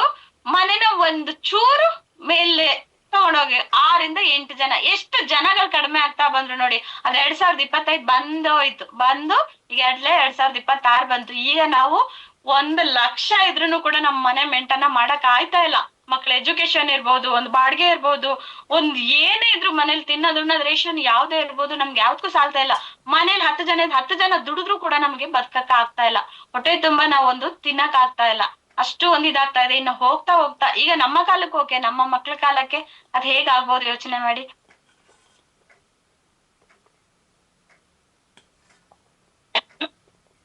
ನಮ್ಮ ಕಂಪನಿಲಿ 3 ಸ್ಟೆಪ್ ಇದೆ. Use the product, get the result and share with the people. ನಾವು ಯೂಸ್ ಮಾಡಿ ನಮ್ಗೆ ರಿಸಲ್ಟ್ ಬಂತ ನಾವು 4 ಜನಕ್ಕೆ ಶೇರ್ ಮಾಡಿ ಅಂತ ಇದೆ. ಮಾಡ್ಬೋದಲ್ವಾ? ನಾವು ತಗೊಳ್ಳೋಣ, ನಮಗೆ ಹುಷಾರಾಯ್ತಾ ನಾವು 4 ಜನಕ್ಕೆ ಹೇಳೋಣ, ಅದೇ ತಾನೇ ಇರೋದು. ಹಾಗೆ ನಮ್ಮ ಕಂಪನಿಲಿ 3 ತರ ಕ್ಯಾಟಗರಿಲಿ ಒಳಗ್ ಬರ್ಬೋದು. ನಾವು 26 SPL ಬರ್ಬೋದು, 53 SPL ಬರ್ಬೋದು, ಹಾಗೆ 100 SPL ಕೂಡ ಬರ್ಬೋದು. 26 SP ಬಂದವರಿಗೆ ವಾರದಲ್ಲಿ 50,000 ದುಡಿಯೋ ಅವಕಾಶ ಇದೆ. ಹಾಗೆ 100 SP ಅಲ್ಲ 53 SP ಬಂದವರಿಗೆ 1.5 ಲಕ್ಷ ದುಡಿಯೋಷ್ಟಿದೆ. ಹಾಗೆ 100 SP ಬಂದವರಿಗೆ 2 ಲಕ್ಷ ದುಡಿಯೋಷ್ಟು ಕೂಡ ನಮ್ಮ ಕಂಪನಿಲಿ ಇದೆ.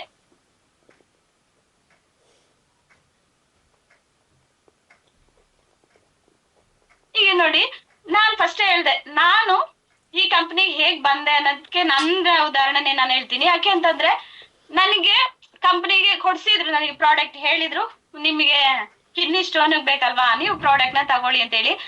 ನಿಜವಾಗಿ ಆಗ ನಂಗೆ ತಗೋಬೇಕು ಅಂತ ಅಂದ್ರೆ ನನ್ನ ಕೈಯಲ್ಲಿ ದುಡ್ಡಿಲ್ಲ. ಒಟ್ಸ ನಾನು ಹುಷಾರಾಗ್ಬೇಕು. ನಾನು ಹುಷಾರಾಗಕ್ಕೆ ಏನ್ ಮಾಡ್ಬೇಕು ಅಂತ ತುಂಬಾ ಇದ್ ಮಾಡ್ದೆ. ಮನೇಲೂ ಸ್ವಲ್ಪ ಹಣಕಾಸು ಕಡಿಮೆನೆ ಇತ್ತು. ನಾನ್ ಸ್ವಲ್ಪ ಬಡಸ್ತನದಲ್ಲೇ ಬೆಳೆದಿರೋದ್ರಿಂದ ನನಗೆ ಮನೇಲೂ ಕೂಡ 15,000 ರೂಪಾಯಿ ಇರ್ಲಿಲ್ಲ. ಆಗ ಏನ್ ಮಾಡೋದು, ಒಟ್ಟಸಿ ನಾನು ಹುಷಾರಾಗ್ಬೇಕು, ನಾನ್ ಬೇಗ ಹುಷಾರಾಗ್ಬೇಕು, ಇಲ್ಲಾಂದ್ರೆ ನಂಗೆ ಆಪರೇಷನ್ ಅಂತೂ ಬೇಡ ಅಂತ ಹೇಳ್ದೆ. ಆಪರೇಷನ್ಗೆ ಹೋದ್ರೆ ಇನ್ನೂ ದುಡ್ಡು ಬರುತ್ತಲ್ವಾ, ಆಗಲ್ಲ ಅಂತ ಹೇಳಿ ಯೋಚನೆ ಮಾಡಿದಾಗ ನನಗೆ ಪ್ರಾಡಕ್ಟ್ ಬೇಕಾಗಿತ್ತು. ಬೇಕು ಅಂದ್ರೆ ನಾನು ತಗೊಳ್ಳೇಬೇಕಿತ್ತು, ಇದು ಹುಷಾರಾಗುತ್ತೆ, ಆಪರೇಷನ್ ಇಲ್ದೆ ಅಂತ ಹೇಳಿದಾಗ ನಾನು ಏನಾದ್ರೂ ಮಾಡಿ ನಾನು ಹುಷಾರಾಯ್ತೀನೋ ಬಿಡ್ತೀನೋ ಹೊರಟಿಸಿ ನನಗೆ ಪ್ರಾಡಕ್ಟ್ ಬೇಕು ಅನ್ನಿಸ್ತು.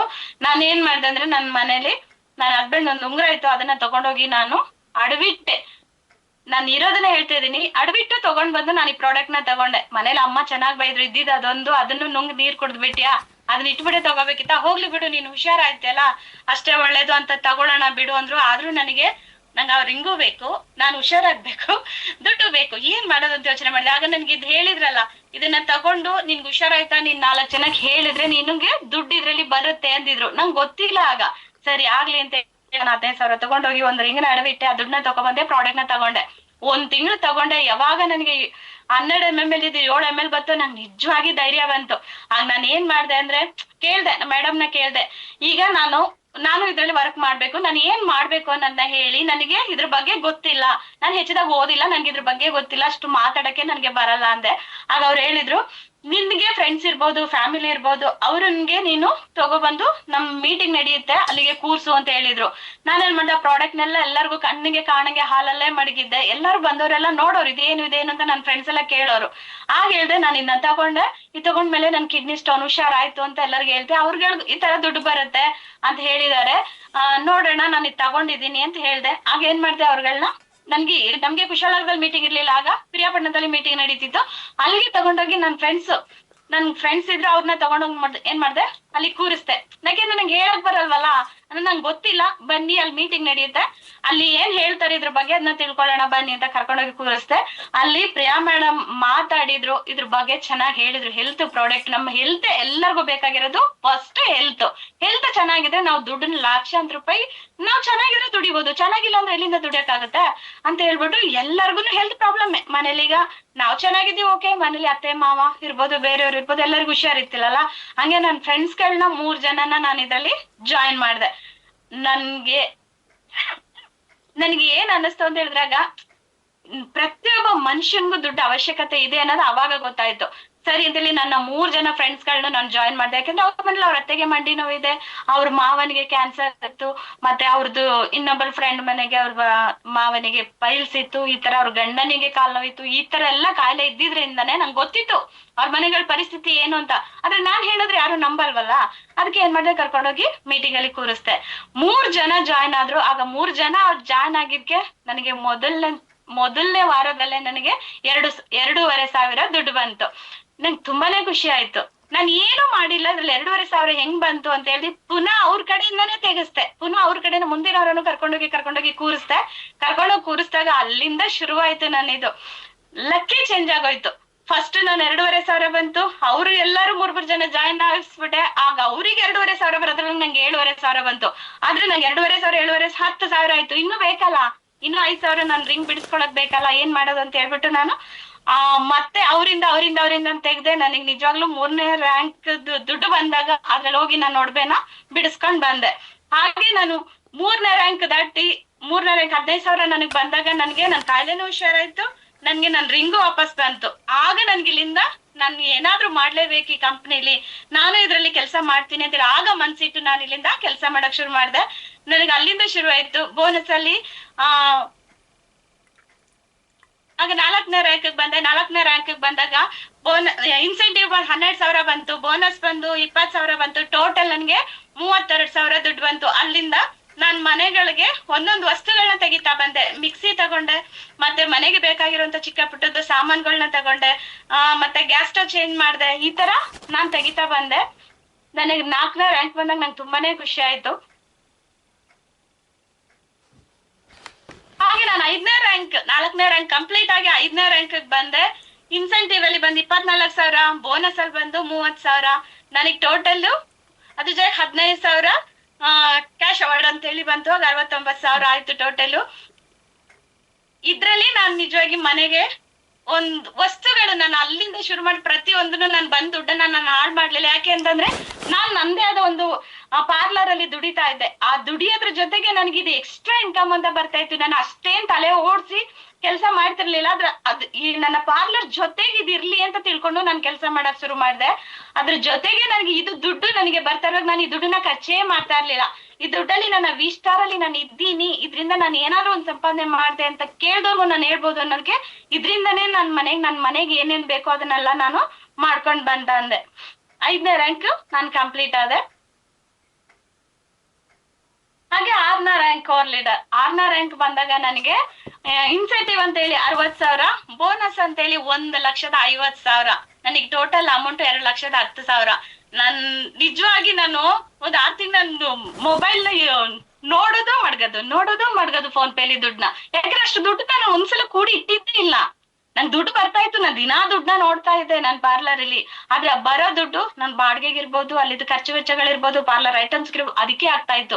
ಒಂದೇ ಸಲ ಒಂದು ಬಂಡ್ಲು ಅಂತ ನನಗೆ ಇದು ಬಂದಾಗ ಅದು ಖುಷಿನೇ ಬೇರೆ. ಇದ್ರಿಂದ ನಾನು ಮನೆಗೆ ಏನೆಲ್ಲ ತಗೊಂಡೆ ಗೊತ್ತಾ? ಟಿವಿ ತಗೊಂಡೆ, ಸೋಲಾರ್ ಹಾಕಿಸ್ಕೊಂಡೆ, ಮತ್ತೆ ನಾನು ವಾಷಿಂಗ್ ಮಿಷಿನ್ ಇರ್ಲಿಲ್ಲ, ವಾಷಿಂಗ್ ಮಿಷಿನ್ ತಗೊಂಡೆ. ನಿಜವಾಗ್ಲೂ ಎಲ್ಲ ನನ್ನ V-Star ಕಂಪನಿಯಿಂದ ನಾನು ಸಂಪಾದನೆ ಮಾಡಿದ ದುಡ್ಡೇ ಇದೆಲ್ಲ. ಇದನ್ನೆಲ್ಲ ನಾನು ಇದ್ರಿಂದ ತಗೊಂಡೆ. ತುಂಬಾನೇ ಖುಷಿ ಆಯ್ತು. ಇದ್ರ ಜೊತೆ ಥೈಲ್ಯಾಂಡ್ ಟ್ರಿಪ್ ಕೂಡ ಅಚೀವ್ಮೆಂಟ್ ಆಗಿದ್ದೀನಿ. ನೆಕ್ಸ್ಟ್ ನಾವು ಥೈಲ್ಯಾಂಡ್ಗೆ ಹೋಗ್ತಾ ಇದೀವಿ. ಎಷ್ಟೋ ಜನಕ್ಕೆ ಥೈಲ್ಯಾಂಡ್ಗೆ ಹೋಗಿ ಬಂದಿದ್ದಾರೆ. ಅಲ್ಲಿ ಇದೇನೇನೆಲ್ಲ ಹೇಳುವಾಗ ನಮಗೆ ಯಾವಾಗ ಹೋಗ್ತೀವಿ ಅನ್ಸಿದೆ. ನಮಗೆ ಇಲ್ಲಿ ಅಕ್ಕಪಕ್ಕ ಊರುಗಳನ್ನೇ ನಾನು ನೋಡಿಲ್ಲ. ನಿಜವಾಗಿ ಹೇಳ್ಬೇಕು, ನಿಜವಾಗಿ ಹೇಳ್ತಿದೀನಿ, ನಾನು ಟ್ರೈನ್ನೇ ನೋಡಿರ್ಲಿಲ್ಲ. ರಿಯಲ್ ಆಗಿ ನಾನು ಟ್ರೈನ್ನೇ ನೋಡಿರ್ಲಿಲ್ಲ. ನಾನು ಒಂದ್ಸಲ ಬ್ಯಾಂಗ್ಳೂರ್ ಹೋಗ್ತಾ ಇದ್ದೆ, ಮಲ್ಕೊಂಡಿದೀನಿ. ಬಾವ ನಾನ್ ಟ್ರೈನ್ನೇ ನೋಡಿಲ್ಲ, ನಂಗೆ ಟ್ರೈನ್ ನ ತೋರ್ಸಿ ಅಂತ ಹೇಳಿದ್ದೆ. ನಿದ್ರೆ ಮಾಡ್ಬಿಟ್ಟಿದೀನಿ. ಬಾವ ಎಚ್ಚರ ಮಾಡಿದ್ರು ನಾನು ಟ್ರೈನ್ ಹೋಗ್ತಾ ಇದೆ ಅಂತ. ಒಳ್ಳೆ ಮಗು ತರ ಎದ್ಬಿಟ್ಟು ಅಯ್ಯೋ ಟ್ರೈನು ಹುಚ್ಚಿ ತರ ಆಡಿದೀನಿ. ಬಸ್ ಒಳಗಡೆ, ಬಸ್ಸಲ್ಲಿ ಇರೋರೆಲ್ಲ ನನ್ನನ್ನೇ ನೋಡಿದ್ದಾರೆ. ನಂಗ್ ಮದ್ವೆಗೆ 2 ಮಕ್ಳು ತಾಯಿ ನಾನು ಅನ್ನೋದು ಮತ್ತು ಟ್ರೈನು ಅಯ್ಯೋ ಅಯ್ಯೋ ನನಗೆ ಈಗ ನೆನೆಸ್ಕೊಂಡ್ರೆ ನಗು ಬರ್ತಾ ಇದೆ. ನನ್ಗೆ ಒಂದು ಟೆಂಪಲ್ಗೆ ಹೋದೋಳಲ್ಲ, ಹೊರಗಿನ ಪ್ರಪಂಚ ಗೊತ್ತಿಲ್ಲ ನನಗೆ. ನಾನಾಯ್ತು, ನನ್ ಮನೆ ಆಯ್ತು, ನಾನಾಯ್ತು, ಪಾರ್ಲರ್ ಆಯ್ತು, ಹಿಂಗ್ ಅನ್ಕೊಂಡಿದ್ದೋಳು. ಇವತ್ತು ಎಷ್ಟು ಸಲ ಟ್ರೈನಲ್ಲಿ ಓಡಾಡಿದೀನಿ ಅನ್ನೋದು ಲೆಕ್ಕನೇ ಇಲ್ಲ. ಅದು ನನ್ಗೆ V-Star ಕೊಟ್ಟಿದ್ದು. ಫ್ಲೈಟ್ ಅಲ್ಲಿ ಓಡಾಡಿದೀನಿ, ಇದೆಲ್ಲ ಕೊಟ್ಟಿದ್ದು. ನಿಜವಾಗ್ಲೂನು ತುಂಬಾನೇ ಖುಷಿ ಆಗುತ್ತೆ. ನನ್ನ V-Star ನಾನು ಕ್ಷಣಕ್ಕೂ ನಾನು ನೆನ್ಕೊಳ್ತೀನಿ. ನೆಕ್ಸ್ಟ್ ಥೈಲ್ಯಾಂಡ್ ಟ್ರಿಪ್ ಕೂಡ ನನ್ಗೆ ಆಗಿ ಕಾಯ್ತಾ ಇದೆ. ಹಾಗೆ 7th ರ್ಯಾಂಕ್ ಅಚೀವ್ ಆದೆ. ಇನ್ಸೆಂಟಿವ್ ಬಂದು 1,20,000, ಬೋನಸ್ ಬಂದು 1,80,000. ಹೀಗಾಗಿ ತಾನೇ ನಾನು ಈ ಅಮೌಂಟ್ ನ ತಗೊಂಡಿದ್ದೀನಿ. ಇದು ಕೂಡ ನನ್ಗೆ ನಿಜವಾಗ್ಲೂ ಇದು ಹಾಳ್ ಮಾಡ್ಲಿಲ್ಲ. ನನ್ ಮಗನ ಎಜುಕೇಶನ್ಗೆ ಅಂತಾನೆ ನಾನು ಇದನ್ನ ಮಾಡಿದೆ. ಇದನ್ನು ಕೂಡ ನಾನು ಹಾಳ್ ಮಾಡ್ಲಿಲ್ಲ. ನಾನು ಏನು V-Star ಇಂದ ತೆಗಿತಾ ಇದೀನೋ ಆ ದುಡ್ಡಲ್ಲಿ ನಂದೇ ಆದ ಒಂದು ಪ್ರಪಂಚನೇ ಕಟ್ಕೊಂಡ್ ಬರ್ತಾ ಇದ್ದೀನಿ. ಇಲ್ಲದಿದ್ರು ತುಂಬಾನೇ ಖುಷಿ ಆಗ್ತದೆ.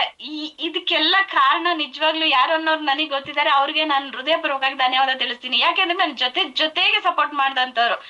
ಪ್ರಿಯಾ ಮೇಡಮ್ ಇರ್ಬೋದು, ಸಂತೋಷ್ ಸರ್ ಇರ್ಬೋದು. ನೀನ್ ಆಯ್ತಿಯಮ್ಮ ಮಾಡು ಸರ್, ನನ್ ಮಗಂದ ಎಜುಕೇಶನ್ ಇದೆ ಸರ್, 2 ಲಕ್ಷ ಕಟ್ಬೇಕು, ನಾನು ಏನ್ ಮಾಡ್ಲಿ ಅಂತ ಕೇಳುವಾಗ, ನೀ ತಲೆ ಕೆಡ್ಸ್ಕೊಬೇಡಮ್ಮ, ನಿನ್ ಜೊತೆಗ್ ನಾವ್ ಇದ್ದೀವಿ, ನೀನು ರ್ಯಾಂಕ್ ಹೊಡಿಯೋದ್ರ ಕಡೆ ಗಮನ ಕೊಡು, ನಿನ್ ಕೆಲ್ಸದ ಕಡೆ ಗಮನ ಕೊಡು, ಆ ದುಡ್ಡನ್ನ ತಗೊಳೋ ಜವಾಬ್ದಾರಿ ನಿನ್ಗೆ ನಮ್ದು ಅಂತ ಹೇಳಿದ್ರು. ಅದೇ ತರ ಆ ದುಡ್ಡನ್ನ ಜಾಯ್ನ್ ಆಗೋ ಟೈಮ್ಗೆ ಆ ದುಡ್ಡು ನನ್ ಕೈ ಬಂದ್ ಸೇರ್ತು. ನಿಜವಾಗ್ಲೂ ಅದನ್ನೆಲ್ಲ ಮರೆಯಕ್ ಆಗದೇ ಇಲ್ಲ. ನನ್ ಸಪೋರ್ಟಿಗಾಗಿ ಅವರೆಲ್ಲ ನಿಂತಿದಾರಲ್ಲ, ಅದಕ್ಕೆ ನಾನ್ ನಿಜವಾಗ್ಲೂ ಹೆಮ್ಮೆ ಪಡ್ತೀನಿ. ನೆಕ್ಸ್ಟ್ ರ್ಯಾಂಕ್ ಬಂದು 8th ರ್ಯಾಂಕ್. ಇದ್ರ ಜೊತೆಗೆ ಬೈಕ್ ಫಂಡ್ ಕೂಡ ನನ್ಗೆ ಸಿಕ್ತು. ಇದರಿಂದ ನಾವು ಬೈಕ್ ಕೂಡ ತಗೊಂಡಿದೀವಿ. ಇವತ್ತು ನನ್ ಮಗ ಓಡ್ಸಾಡ್ತಾ ಇದ್ದಾನೆ ಬೈಕು, ಇದೇ ಕಂಪನಿಯಿಂದ ತಗೊಂಡಂತದ್ದು. ಹಾಗೆ 8th ರ್ಯಾಂಕ್. ಈಗ ನಾನು ಈ ರ್ಯಾಂಕ್ ಅಲ್ಲಿ ಇದ್ದೀನಿ. ಇನ್ ಸ್ವಲ್ಪ ದಿನದಲ್ಲಿ ಈ ರ್ಯಾಂಕ್ ಕೂಡ ನಾನು ಕಂಪ್ಲೀಟ್ ಮಾಡ್ತೀನಿ. ಇನ್ಸೆಂಟಿವ್ ಬಂದು 2,40,000, ಬೋನಸ್ ಬಂದು 3 ಲಕ್ಷ, ಟೋಟಲ್ ಅಮೌಂಟ್ ಬಂದು 5,40,000. ಇದು ಕೂಡ ಸದ್ಯದಲ್ಲೇ ನನಗ್ ಬರುತ್ತೆ. ಇದ್ರಲ್ಲಿ ಏನೋ ಒಂದ್ ಕನ್ಸ್ ಕಾಣ್ತಾ ಇದ್ದೀನಿ, ಅದನ್ನ ಖಂಡಿತ ನಾನ್ ತಗೊಳ್ತೀನಿ. ನಾನ್ ಕಾರ್ ಓಡಿಸ್ಬೇಕು, ನನ್ಗೆ ನಿಜ ಸ್ಕೂಟಿನೇ ಓಡ್ಸಕ್ ಬರಲ್ಲ, ಆದ್ರೂ ನಾನ್ ಕಾರ್ ಓಡಿಸ್ಬೇಕು ಅಂತ ಕನ್ಸ್ ಕಾಣ್ತಾ ಇದ್ದೀನಿ. ನಾನ್ ಆಡ್ಕೊಂಡಿರೋರ್ ಮುಂದೆ ಎಲ್ಲ ನಾನು ಆ ಕಾರಲ್ಲಿ ಅದ್ ನಂಗೆ ದೊಡ್ಡ ತುಂಬಾ ದುಡ್ಡುಗೆ ಏನ್ ಬೇಕಾಗಿಲ್ಲ, ಒಟ್ಟಾಸಿ ನಾನ್ ಕಾರ್ ತಗೊಂತೀನಿ. ಆ ಕಾರ್ ತಗೊಂಡು ನಾನ್ ಕಾರ್ ಕಲ್ತು ಆ ಕಾರಲ್ಲಿ ನಾನು ಹೋಗ್ತೀನಿ, ಅವ್ರಗಳ ಮುಂದೆನೆ ಹಿಂಗೆ ಅಂತ ಹೋಗ್ಬೇಕು ಅಂತ ಆಸೆ ಇದೆ, ಅದ್ ಖಂಡಿತ ಮಾಡ್ತೀನಿ. ಸಂತೋಷ್ ಸರ್ ಪದೇ ಪದೇ ಯಾವಾಗ್ಲೂ ಹೇಳ್ತಾನೆ ಇರ್ತಾರೆ, ಈ ಸಲ ರ್ಯಾಂಕ್ ಬಂದಿದ್ ದುಡ್ಡನ್ನ ನಿನ್ ಕೈ ಕೊಡಲ್ಲಮ್ಮ, ನಾ ಗಾಡಿ ಕೊಡಿಸ್ತೀನಿ ಅಂತ ಹೇಳಿದ್ದಾರೆ. ಖಂಡಿತ ನಾನು ಮಾಡ್ತೀನಿ. ಮಕ್ಳು ಕೂಡ ಡ್ರೈವಿಂಗ್ ಕಲೀರಿ ಅಂತ ಹೇಳಿದ್ದಾರೆ, ಕಲ್ತು ಗಾಡಿ ತೆಗೆದು ಓಡಿಸಿ ಒಂದು ಮೀಟಿಂಗ್ ನನ್ ಕಾರಲ್ಲೇ ನಾನೇ ತಗೊಂಡ್ ಬರ್ತೀನಿ ಸರ್, ಅದಂತೂ ಪಕ್ಕ. ಅದ್ರ ಜೊತೆ ಒಂದ್ 60,000 ಆಪಲ್ ಮೊಬೈಲ್ ಕೂಡ ಇದೆ, ಹಾಗೆ ಸಿಮ್ಲಾ ಟ್ರಿಪ್ ಕಪಲ್ ಕೂಡ ಇದೆ. ಅಕ್ಕಪಕ್ಕದ ಊರುಗಳನ್ನೇ ನೋಡ್ತಾ ಇದ್ದಂತವ್ರು ವರ್ಷಗಳಲ್ಲಿ ಹೋಗಿ ಇಂತ ಒಂದನ್ನೆಲ್ಲ ಟ್ರಿಪ್ ನ ಮುಗಿಸ್ಕೊ ಬರ್ತೀವಿ ಅಂದ್ರೆ ನಿಜವಾಗ್ಲೂ ಖುಷಿ ಕೊಡೋಂತ ವಿಷಯನೇ. ಬೇರೆಯವ್ರು ಬೇಡ, ನಾನೇ ಉದಾಹರಣೆ ಇದ್ದೀನಿ. ಅವತ್ ಹೇಗಿದ್ದೆ ಇವತ್ ಹೇಗಿದ್ದೀನಿ ಅನ್ನೋದಕ್ಕೆ ನಿಜವಾಗ್ಲೂ ನಾನೇ ಉದಾಹರಣೆ ಇದ್ದೀನಿ. ಈ ಕೂಡ ರ್ಯಾಂಕ್ ನನ್ ಜಂಪ್ ಆಗಿ ಈ ಟ್ರಿಪ್ನು ನಾನು ಹೋಗಿ ಖಂಡಿತ ಬಂದೇ ಬರ್ತೀನಿ. 9th ರ್ಯಾಂಕ್, ಇಶಪ್ಪ ಇದಂತೂ ಇನ್ಸೆಂಟಿವ್ ಬಂದು 4,80,000, ಬೋನಸ್ ಬಂದು 4 ಲಕ್ಷ, ಟೋಟಲ್ ಅಮೌಂಟ್ 8,80,000. ಲಕ್ಷ, ಈಗ ನಮ್ಗೆ ಲಕ್ಷಗಳಿಗೆ ಸೊನ್ನೆಗಳೇ ಗೊತ್ತಿಲ್ಲ. ನನ್ಗೆ 1 ಲಕ್ಷ ಹೋಗ್ಲಿ 50,000 ನಾನು ಹಿಡಿದ್ಬಿಟ್ಟು ಏಣ್ಸಿ ಒಂದ್ ಕಡೆ ಇಟ್ಟಿದ್ದೇ ಇಲ್ಲ. ಈಗ ಲಕ್ಷಗಳನ್ನ ನೋಡ್ತಾ ಇದೀವಿ. ಈಗ ನನ್ ಫೋನಲ್ಲಿ ಯಾವಾಗ್ಲೂ ದುಡ್ಡಿರುತ್ತೆ, ನಿಜವಾಗ್ಲೂ ದೇವ್ರಿಗೆ ಕೈ ಮುಗಿತೀನಿ, ಯಾವಾಗ್ಲೂ ದುಡ್ಡಿರುತ್ತೆ. ಮುಂಚೆ ನಾನು ಎಲ್ಲಾದ್ರೂ ನಾನ್ ಬೇರೆಯವ್ರ ಪ್ರಿಯಮ್ಮ ಮೇಡಮ್ ಜೊತೆನೆ ನಾನು ಎಷ್ಟೋ ಸಲ ಹೋದಾಗ ಅವ್ರಿಗೆ ಏನಾದ್ರು ಬೇಕು ಅಂದ್ರೆ ಅವ್ರು ತಗೊಳಕ್ ಹೋದ್ರೆ ಅವ್ರ ದುಡ್ಡಿನ ಮುಖ ನೋಡ್ತಾನೆ ಇರ್ಲಿಲ್ಲ ಪ್ರಿಯಾ ಮೇಡಮ್. ಅವ್ರಿಗೆ ಏನ್ ಬೇಕು ಅದನ್ನ ತಗೊಳ್ಳೋರು. ಆಗ ನಿಜವಾಗ್ಲೂ ನನ್ ಕಣ್ಣಲ್ಲಿ ನೀರ್ ಬಂದಿದ್ದು ಉಂಟು. ನಾನ್ ಯಾವಾಗ ಹಿಂಗಾಗೋದು, ನನ್ ರೇಟ್ ನ ನೋಡ್ದೆ, ನನಗ್ ಬೇಕು ಅಂದಿದ್ನ ನಾನು ಯಾವಾಗ ತಗೊಳ್ಳೋದು ಅಂತ ನಿಜವಾಗ್ಲೂ ಅವತ್ತು ನಾನು ಇದ್ ಮಾಡಿದೀನಿ. ಆದ್ರೆ ಇವತ್ತು ಸತ್ಯವಾಗ್ಲೂ ಹೇಳ್ತಾ ಇದ್ದೀನಿ, ಇವತ್ ನನ್ಗೆ ಏನ್ ಬೇಕು ಅದನ್ನ ನನ್ ದುಡ್ಡಲ್ಲೇ ಆರಾಮಲ್ಲಿ ತಗೊಳ್ತಾ ಇದ್ದೀನಿ. ಈಗ ನನ್ ಮಗನ್ ಕಳೆದ ವರ್ಷದ ನನ್ ಮಗನ್ ಬರ್ಡೇಗೆ 7,000 ರೂಪಾಯಿ ವಾಚ್ ಅವ್ನ್ಗೆ ಇಷ್ಟ ಅಂತ ಹೇಳಿ ಅದನ್ನ ನಾನು ಕೊಡಿಸ್ದೆ. ಅದೇ ನನ್ಗೆ ಈಗ ನಾನ್ ದುಡ್ಡು ನೋಡ್ತಾನೆ ಇರ್ಲಿಲ್ಲ ಅಂತ. ನಾನೇನು ಈಗ ಕೋಟ್ಯಾಧಿಪತಿ ಆಗಿಲ್ಲ, ಅಷ್ಟು ದುಡ್ಡನ್ನ ಖರ್ಚು ಮಾಡೋ ಅಷ್ಟು ಮಟ್ಟಕ್ಕೂ ನಾನ್ ಬೆಳ್ದಿಲ್ಲ. ಆದ್ರೆ ನಾನ್ ತುಂಬಾ ದೊಡ್ಡದಕ್ಕೆ ಹೋಗಲ್ಲ, ಚಿಕ್ಕದಕ್ಕೆ ಆದ್ರೂನು ಅದ್ ರೇಟ್ ನೋಡ್ದೆ ಇದ್ ನನಗ್ ಬೇಕು ಅಂದ್ರೆ ಅದ್ ಬೇಕು ಅಂತ ತಗೋಬರೋಷ್ಟು ಮಟ್ಟಿಗೆ ನಾನ್ ಬೆಳ್ದಿದ್ದೀನಿ ಅಂತಂದ್ರೆ ನಂಗೆ ನಿಜವಾಗ್ಲೂ ಹೆಮ್ಮೆ ಆಗುತ್ತೆ. ಅವತ್ತು 1 ರೂಪಾಯಿಗೂ ಲೆಕ್ಕ ಆಗ್ತಿದ್ದೆ, ಹೋಗಿ ಏನಾದ್ರು ಒಂದ್ ತಿನ್ಬೇಕು ಅಂದ್ರೂ ನಾ ಲೆಕ್ಕ ಆಗ್ತಾ ಇದ್ದೆ.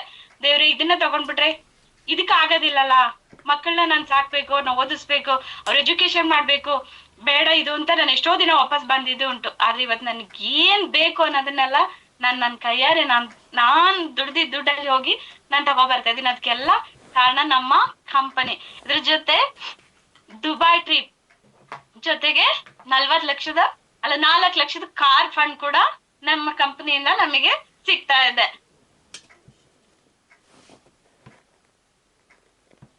ಹಾಗೆ 10th ರ್ಯಾಂಕ್ ಡೈಮಂಡ್, ಪ್ರತಿಯೊಬ್ರು ಆಸೆ ಪಡ್ತಾ ಇರೋದು ಒಂದು ರ್ಯಾಂಕ್ ಇದು. ಪ್ರತಿ ಹೆಣ್ಮಗ್ಳು ಕೂಡ ನಮ್ಗೆ ಬೇಗ ಡೈಮಂಡ್ ಆಗ್ಬೇಕು ಅಂತ ಆಸೆ ಪಡ್ಬೇಕು. ಯಾಕೆಂದ್ರೆ ಇದ್ರಲ್ಲಿ ತುಂಬಾನೇ ಸಿಗೋಂತದ್ದು ಇದೆ. ಕಲರ್ಫುಲ್ ಲೈಫ್ ಅಂದ್ರೆ ಡೈಮಂಡ್ ಬರ್ಬೇಕು ಅಂತ ಯಾವಾಗ್ಲೂ ಸಂತೋಷ್ ಸರ್ ಹೇಳ್ತಾ ಇರ್ತಾರೆ. ಇನ್ಸೆಂಟಿವ್ ಬಂದು 9,60,000, ಬೋನಸ್ ಬಂದು 5,40,000, ಟೋಟಲ್ ಅಮೌಂಟ್ 15 ಲಕ್ಷ. ಲಕ್ಷ ಅಂತ ಹೇಳುವಾಗ ಅಯ್ಯೋ ದೇವ್ರೆ, ಅದನ್ನ ಹೇಗೆ ನಾವು ಆ 15 ಲಕ್ಷ ಎಲ್ಲ ನಂಗೆ ಬಂದಾಗ ಅದನ್ನ ಹೇಗ್ ಮಾಡ್ತೀನಿ, ಹೇಗ್ ಖರ್ಚು ಮಾಡ್ತೀನಿ ಅನ್ನೋದೇ ನಂಗೆ ಗೊತ್ತಿಲ್ಲ. ನಿಜವಾಗ್ಲೂ ಆ ರ್ಯಾಂಕ್ ಬರ್ಬೇಕು, ಬಂದೇ ಬರ್ತೀನಿ.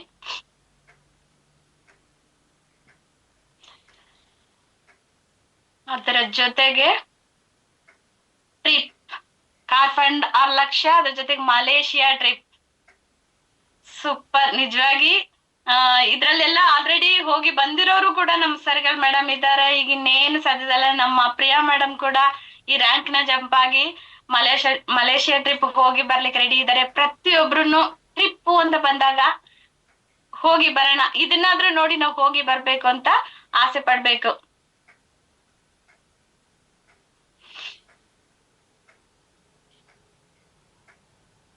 ಜೊತೆಗೆ ಇನ್ಸೂರೆನ್ಸ್ ನಮ್ಮ ಕಂಪನಿಲಿ ಯಾವ ಇದ್ರಲ್ಲಿ ಇಲ್ಲ, ಅಂತ ಗೌರ್ಮೆಂಟ್ ದಲ್ಲಿ ಕೆಲಸ ಮಾಡೋರ್ಗು ಕೂಡ ಇನ್ಸೂರೆನ್ಸ್ ಅನ್ನೋದು ಇರೋದಿಲ್ಲ. ಆದ್ರೆ ನಮ್ಮ ಕಂಪ್ನಿಲಿ 5ನೇ ರ್ಯಾಂಕ್ ನಾವು ಕಂಪ್ಲೀಟ್ ಆದವು ಅಂತ ಹೇಳಿದ್ರೆ ನಮ್ಗೆ ಇನ್ಸೂರೆನ್ಸ್ ಇದೆ. ನಮ್ಗೆ ಏನಾದ್ರೂ ಹೆಚ್ಚು ಕಡಿಮೆ ಆಯ್ತು ಅಂತ ಹೇಳಿದ್ರೆ ನಮ್ಗೆ ನಮ್ಮ ಒಂದು ಐಡಿನ ನಮ್ಮ ಮನೆಯವರಿಗೆ ಬದಲಾಯಿಸಿ ಕೊಡುವಂತದ್ದು ಒಂದು ಇದ್ರಲ್ಲಿ ಇದೆ. ಹಾಗೆ ನಮ್ಮ ಮನೇಲಿ 1 ಇರ್ಲಿ 2 ಇರ್ಲಿ 3 ಇರ್ಲಿ ಮಕ್ಳು, ಅದನ್ನ ಕಂಪ್ನಿ ಎಜುಕೇಶನ್ ನ 5ರಿಂದ ಫಸ್ಟ್ PU ಸೆಕೆಂಡ್ PU ವರೆಗೂ ಕೂಡ ನಮ್ಮ ಕಂಪ್ನಿ ಮಕ್ಕಳದ ಎಜುಕೇಶನ್ ನ ತಗೊಳುತ್ತೆ.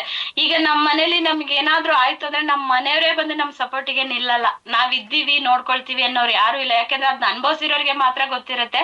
ಆದ್ರೆ ನಮ್ಮ ಕಂಪ್ನಿ ನಾನ್ ಇದ್ದೀನಿ, ನಿಮ್ಮ ಜೊತೆ ನಾನು ಇದ್ದೀನಿ ಅಂತ ಹೇಳಿ ನಿಲ್ತಿದ್ಯಲ್ಲ, ಅದ್ ನಿಜವಾಗ್ಲೂ ನಮ್ಮ ಅದೃಷ್ಟ ಅಂತಾನೆ ಹೇಳ್ಬೋದು.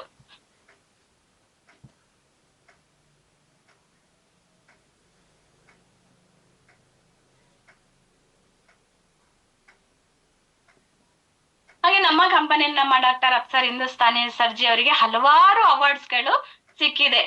ಒಂದು ನಾನು ನನ್ನ ಸಾಧನೆ ಇರ್ಬೋದು, ತುಂಬಾನೇ ಸಿಕ್ಕಿದೆ. ರೈತ ರತ್ನ ಅವಾರ್ಡ್ಸ್ ಆಗಿರ್ಬೋದು, ಐಕನ್ ಅವಾರ್ಡ್ಸ್ ಆಗಿರ್ಬೋದು, ರಾಜೀವ್ ಗಾಂಧಿ ಅವಾರ್ಡ್ಸ್ ಆಗಿರ್ಬೋದು, ಕರ್ನಾಟಕ ಬಿಸ್ನೆಸ್ ಅವಾರ್ಡ್ ಆಗಿರ್ಬೋದು, ಈ ತರ ಹಲವಾರು ಅವರ ಸಾಧನೆಗೆ ಮೆಚ್ಚಿ ಸಿಕ್ಕಿರುವಂತ ಅವಾರ್ಡ್ಗಳಾಗಿದೆ.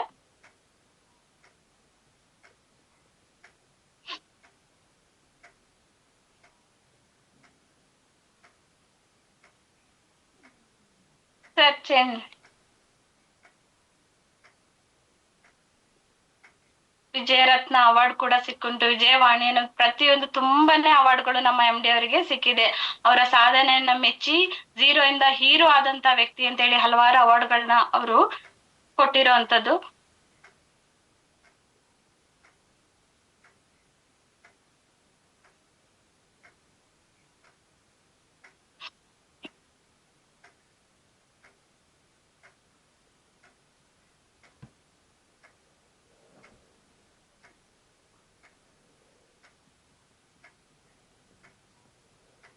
Sir,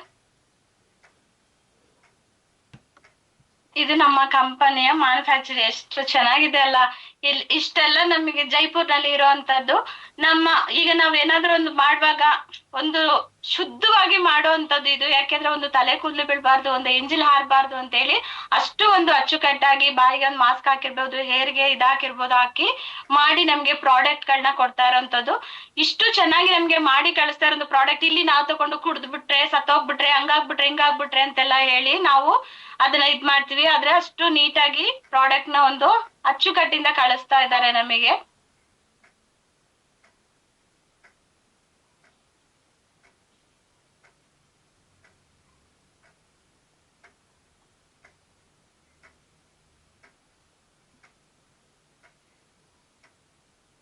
sir,